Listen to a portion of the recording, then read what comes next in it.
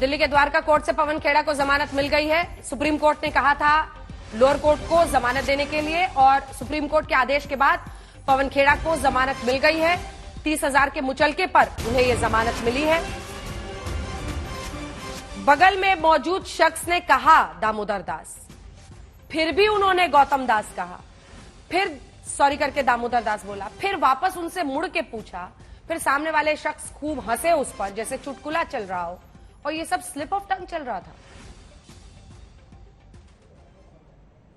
अंजना जी, आप बहुत अच्छे सवाल पूछ रही हैं और उन्हीं सवालों में मैं फिर से आपसे एक सवाल पूछती हूँ, पूरे सम्मान, शालीनता, विनम्रता और बहुत प्रेम के साथ आपसे। 50 बाइट हमारी दिखा रही है ना, एक तो मोदी जी की दिखाइए। ये तो गलत है ना, सार्वजनिक जीवन में पैमाना सबका एक होना चाहिए और इलेक्टेड पीएम को तो सबसे ज्यादा मर्यादा निभानी चाहिए। हम सब उन्हीं से सीखेंगे। इस देश के लोकतंत्र को, इस देश के भाषा के स्तर को, इस देश के संवाद को इतना गिरा दिया है मोदी जी ने कि आज उनको वो झेलना पड़ा है। लेकिन आज भी मैं आपके मुंह पर कहती हूं, आज भी ये डिबेट नहीं है। आप ईडी भेज देते हैं हमारे अधिवेशन के पहले, अधिवेशन प्लेन हमारे लोगों से भर के आ रहा है, अधिवेशन में आप वहां पर पुलिस भेज देते हैं, कोई फर्क नहीं पड़ता है।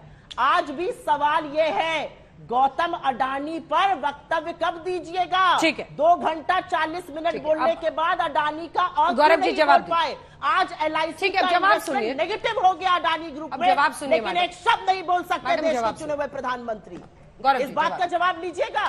LIC का इन्वेस्टमेंट नेगेटिव कैसे होने दिया गया, इसका जवाब सुनिए। अडानी जी कर रहे हैं ना, सारी दुनिया। तो अडानी के प्रवक्ता है, भाजपा के प्रवक्ता कहां है? जवाब सुनिए गौरव जी, जवाब। देखिए अंजना जी, मैं पुनः एक बात कहूंगा, आपने ध्यान दिया होगा, मैंने इनका एक ट्वीट दिखाया। संवैधानिक पद पे हेमंत बिस्व शर्मा जी हैं, मुख्यमंत्री हैं। इन्होंने कहा मैं 10 बार और ट्वीट करूंगी, बस यही मैं दिखाना चाहता था प्रत्यक्ष को। बीच में नहीं शांत करा लीजिए, बीच में नहीं सुप्रिया जी। हाँ गौरव जी, देखिए है क्या, एक हमारे साथी भाई प्रवक्ता हैं संबित पात्रा, उनको इन्हीं महिला ने कहा था गंदी नाली का कीड़ा, और अभी ये बात कर रही थी अरे स्लिप ऑफ टंग अगर हो गया तो FIR करेंगे। मैं आपको बताता हूं, ये देखिए छत्तीसगढ़ में संबित पात्रा के खिलाफ FIR करी गई और हाई कोर्ट ने इसको निरस्त किया। मेरे हाथ में है, ये होता है अभिव्यक्ति की आजादी का गला घोटना। अर्नब गोस्वामी, अमन चोपड़ा, अमीश देवगन, नाम इसलिए ले रहा हूं, बताना जरूरी है। राजस्थान में, छत्तीसगढ़ में इनके खिलाफ, महाराष्ट्र में वसूली अगाड़ी सरकार FIR कर दी। ये बात करेंगे अभिव्यक्ति की आजादी की, आपातकाल लगाएंगे और बात करेंगे अभिव्यक्ति की आजादी की। अगर आईना सामने होता तो राजनीतिक सूरत इतनी बदसूरत हो गई है, वो टूट जाता। वो कहता कि मैं तुम्हें दिखाऊं इससे पहले मेरा अस्तित्व खत्म हो जाए। ये है आज की कांग्रेस पार्टी। तीसरी बात, अंजना जी, कष्ट कब होता मैं आपको बताता हूं। आलोचना करने का अधिकार सबको है, लेकिन जैसा मैंने कहा संवैधानिक संस्थाओं पे आस्था नहीं होना। इन्होंने बार बार अभी कहा अदानी फैसला।